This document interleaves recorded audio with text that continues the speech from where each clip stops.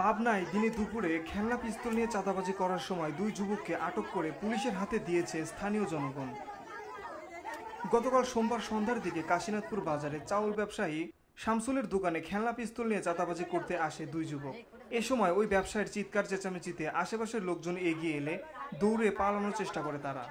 পরে উৎসুক জনতা তাদের ধরে গণধোলাই দিয়ে পুলিশের হাতে তুলে দেয়। আটককৃত দুই যুবকের বাড়ি পাবনার সাথেয়া উপজেলার পুন্ডরিয়া গ্রামে। আটককৃত দুই যুবককে দ্রুত আইনে চাঁদাবাজি মামলায় রুজু করে আদালতে প্রেরণ করা হয়েছে বলে জানিয়েছেন সাথিয়া থানার অফিসার ইনচার্জ আনিসুর রহমান।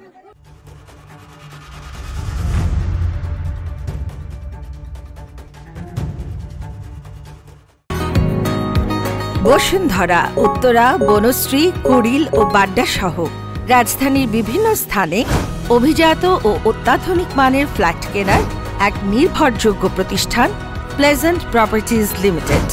তাই আপনার স্বপ্নের আবাসনের জন্য আজই যোগাযোগ করুন। Pleasant properties limited, where destiny matches eventually.